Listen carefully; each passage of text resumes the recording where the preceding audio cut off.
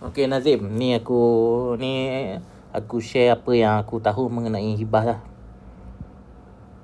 Firstly, hibah ni maksudnya hadiah, kan? Jadi dalam perancangan harta pusaka, kita ada 3 jenis hibah, which is yang pertama yang biasa kita tahu adalah hibah bersyarat ataupun hibah takaful lah. Maksudnya dengan syarat orang tu meninggal akan dapat duit dan beneficiary akan dapat duit melalui pemberian melalui hibah. Kedua, hibah amanah. Hibah amanah ni dia akan dilaksanakan melalui pemegang amanah. Contoh, aku kasih kau rumah aku melalui hibah. Tapi berkuat kuasa bila aku meninggal. Jadi aku kena kasih kau tu dah kasih. Dah kuat kuasa. Cumanya pemegang sekarang adalah syarikat amanah, which is Salihin lah sekarang. Nanti bila meninggal, dia yang akan uruskan. Ketiga, hibah mutlak, which is aku terus kasih kau hibah rumah aku tadi tu lah, tanpa apa-apa syarat. Ini slide ni nanti aku share. Ciri-ciri peribah. Firstly, dia akan berkuat kuasa serta-merta lah. Ni penting tak? Dan hanya pemberian daripada ibu atau bapa atau datuk atau nenek kepada anak atau cucu boleh dibatalkan. Maksudnya, aku kasih kepada anak aku, kita dah sign dokumen, so aku cakap nak tukar fikiran lah, boleh, aku boleh batalkan. Cuma bila aku nak kasih hibah kat kau sebagai kawan lah, kan? Bila aku kasih kau, aku nak batalkan, kau kena bersetuju juga untuk batalkan dokumen tu. Kalau tak boleh lah. Kalau aku nak batal, kau tak bersetuju, dia tak terjadi. Next, latar belakang hibah. Okay, jenis-jenis hibah. Apa yang kita boleh hibahkan? Firstly, hibah tanah bebas cagaran. Kedua, hibah tanah bercagar, maksudnya rumah yang ada, rumah ke tanah ke yang masih ada hutang lah. Ketiga, hibah harta alih dan tunai. Keempat, hibah saham bursa. Kelima, hibah perniagaan. Dan untuk makluman, ni seingat aku lah, contoh kalau orang tu dia ada apa? Dia ada rumah, kan? Dia ada KWSP, dia ada tabung haji, dia ada ASB, dia ada bank. Okay, dia kata dia nak hibahkan. Firstly, dekat Salihin,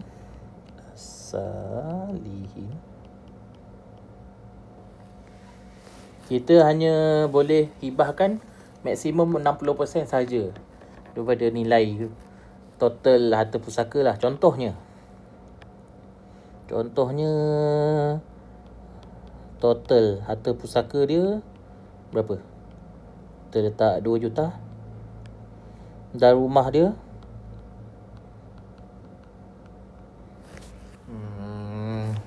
1,600,000, 1.2. Contoh rumah dia 500k. Maksudnya 500k daripada total 2 juta, maksudnya berapa? 25%. Kat sini kita boleh buat hibah lah. Contoh kalau kita guna warna lain lah. Rumah tu harga 1.5 kan, million. Rumah ni kita tak boleh hibahkan lah, harta ni, sebab dia dah lebih daripada 60%.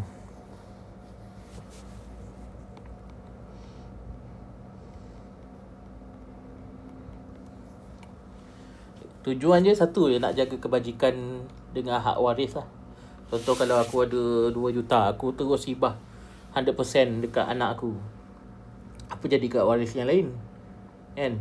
Jadi kita macam apa, kita pijak hak lah, senang kata.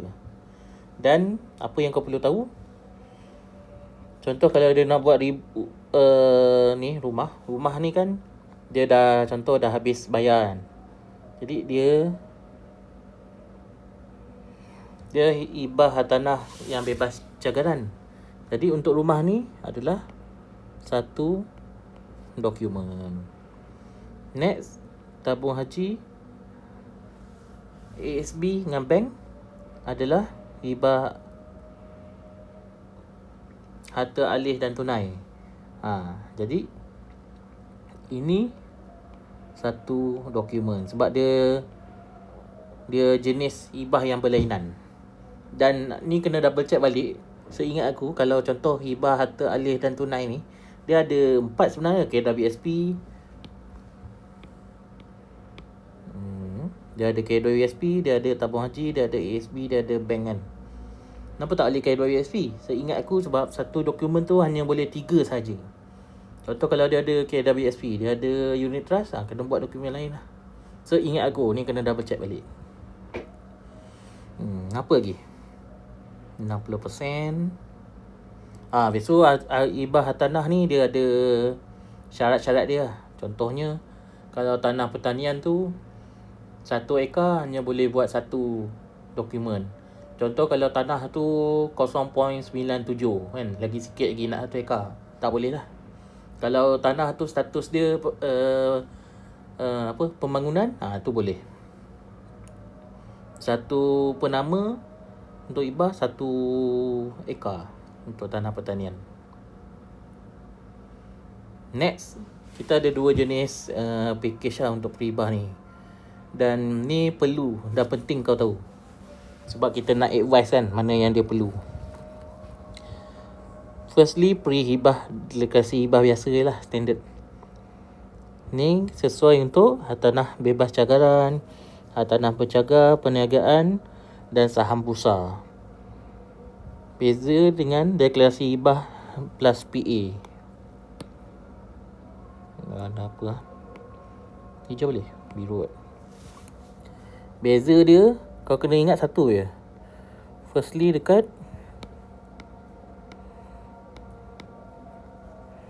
ni, dekat duty stamp.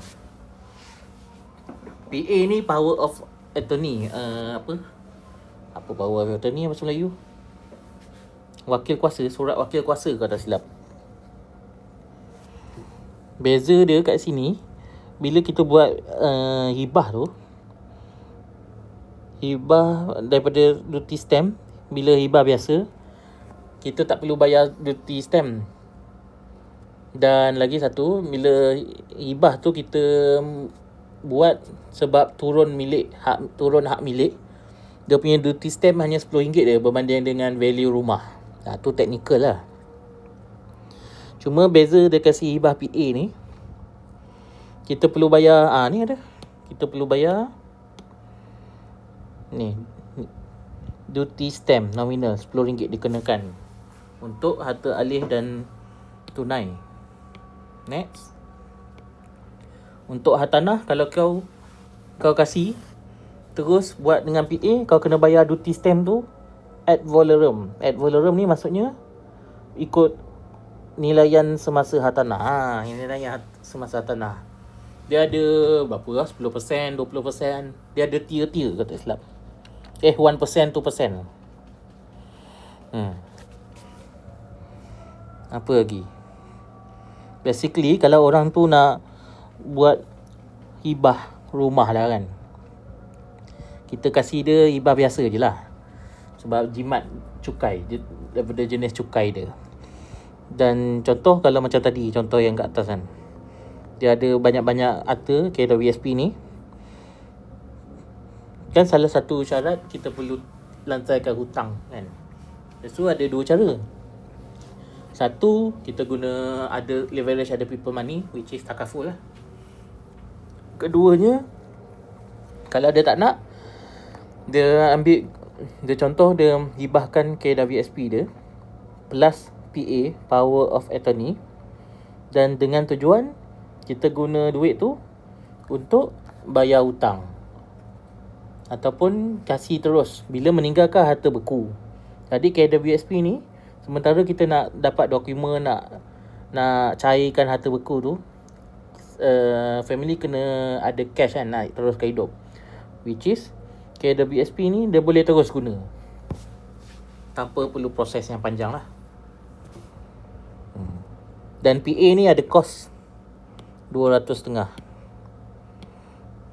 ni, 200.5 sehingga 2 aset bagi setiap tambahan 3 aset klausa. Ini yang aku cakap tu, dengan double check balik. Sebab dalam dokumen, contoh dokumen harta alih, kita kena tahu dalam tu boleh ada 3 ataupun lebih. Last kali aku check, aku tanya hanya boleh 3 saja harta. Contoh kalau macam tadi, kalau ada banyak unit trust lain kan, dia tak masuk dalam dokumen tu, kena buat dokumen lain lah.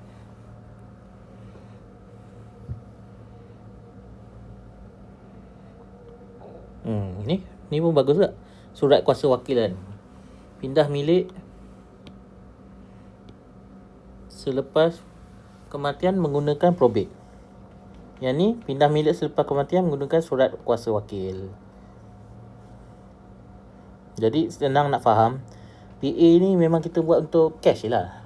Contoh macam KWSP tadi, kita buat PA, kita kasih bini untuk dia survive sikit, sementara kita nak cairkan harta-harta dia yang lain. Yang biasa ni perbandingan kelebihan dengan kekurangan lah. Peribah biasa, surat kuasa wakil tidak dapat diguna bagi mempercepatkan proses pindah hak milik. Maksud dia kena lalui kan, firstly kena apa, bila baca wasiat tu, waris setuju nak lantik Azalihin sebagai pentadbir harta, baru start proses pentadbiran harta pusaka lah. Mohon apa nama dia, yang syariah tu, faraid punya pembahagiaan daripada mahkamah syariah. Besok kena mohon mahkamah tinggi untuk probate, untuk unlock semua harta-harta dia dekat institusi kewangan lah, bank semua. Itu jadi makan masa lah. Jadi nak cepat, kita contoh ada banyak harta KWSP, ASB, kita ambil satu bank account. Contoh tadi KWSP dia ada 1 juta, dia buat hibah plus PA, power of attorney, dengan tujuan duit tu boleh terus family guna untuk survive, ataupun duit tu akan bayar sebagai wang pendahuluan untuk Azalihin start buat proses pentadbiran harta pusaka. Pergi. Ni kelebihan kekurangan ni kau boleh baca. Ni pun yang baru punya dokumen kan. Dulu hanya MRTT, MRTA.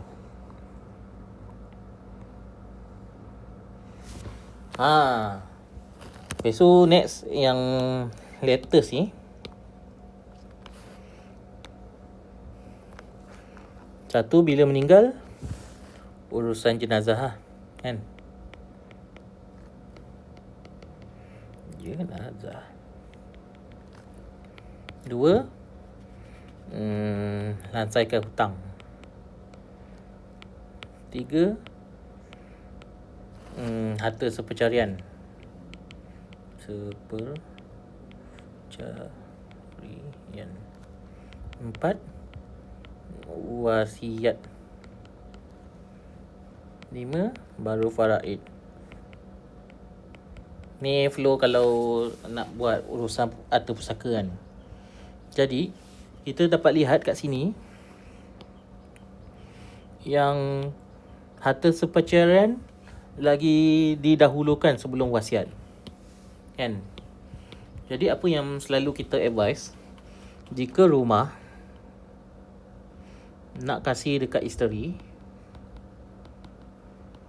kita akan kasih melalui PAPB lah.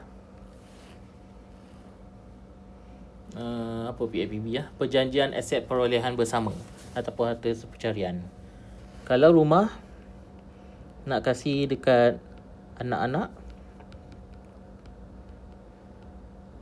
kita melalui dokumen hibah.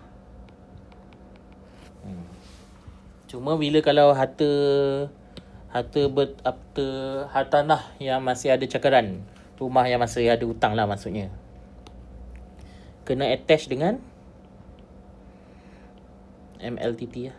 Kena tengok dia punya apa, kena tengok S&P dia, coverage macam mana. Kalau tak cukup, kena tambah.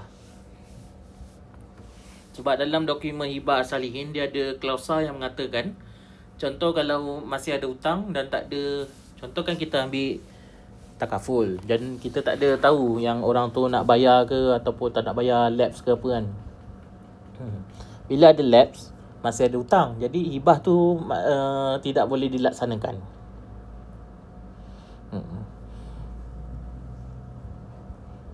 Dan kenapa PAPB ni pun kita kena letak MLTT? Sebabnya bila kita kasih rumah yang masih ada hutang kepada isteri, hutang-hutang tu isteri akan angkut sekali. Maksudnya dia tukar kepada isteri, hutang-hutang tu kalau hibah dia tak boleh transfer sebab ada hutang. Kalau PAPB, apa PAPB, harta pencarian ni, perjanjian aset perolehan bersama ni, dia akan dapat sekali dengan hutang-hutang. Jadi macam kita aniaya isteri kita lah. Jadi kalau dia bertanggungjawab, dia akan sentiasa bayar dia punya hibah tu lah. Lain perkara ni kau boleh baca lah. Ni macam ni, tanah pertanian 1 ekar atau kurang.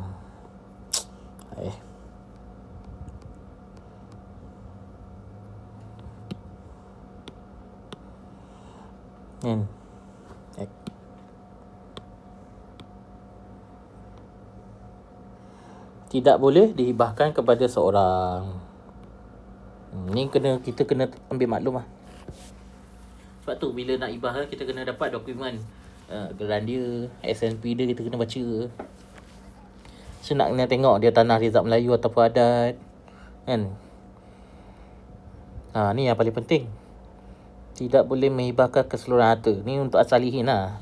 Maksudnya kita menggunakan hanya 60% je untuk dihibahkan, dan 40% ditinggalkan untuk pusaka lah. Pertama sekali nak pusaka, sebab kan macam tadi, bila orang tu meninggal, hutang kena selesaikan dulu.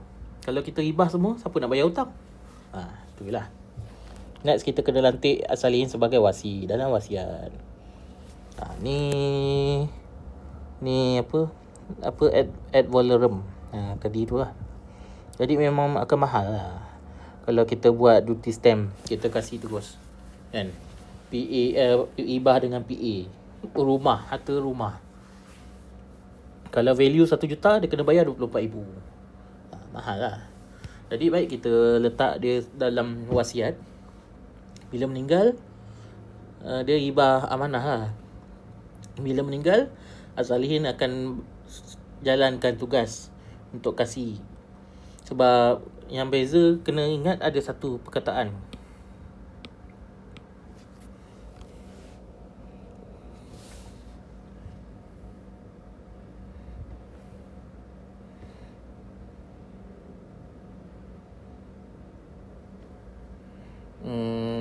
Apa perkataan tu sekejap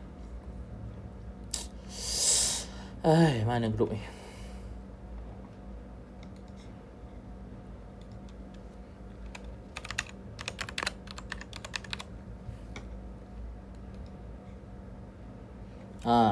Kena ingat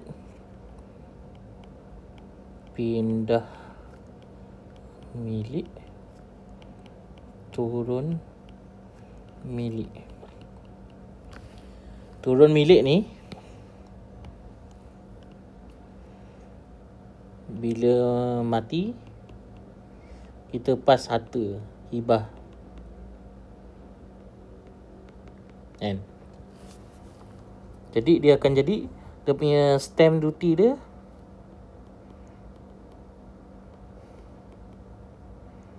murah, RM10 rasanya. Pindah milik ni yang problem.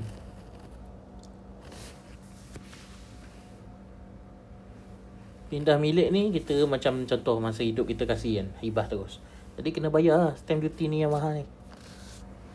Next, apa lagi? Dia buka kuasa serta-merta. Itu je lah Nazim. Sebab banyak video dalam, bila kau dapat kod nanti kita ada Facebook group. Kat dalam tu memang banyak video-video yang kau boleh explore. Kalau sekarang ni tak tahu nak kasi macam mana. Okay, terima kasih. Assalamualaikum.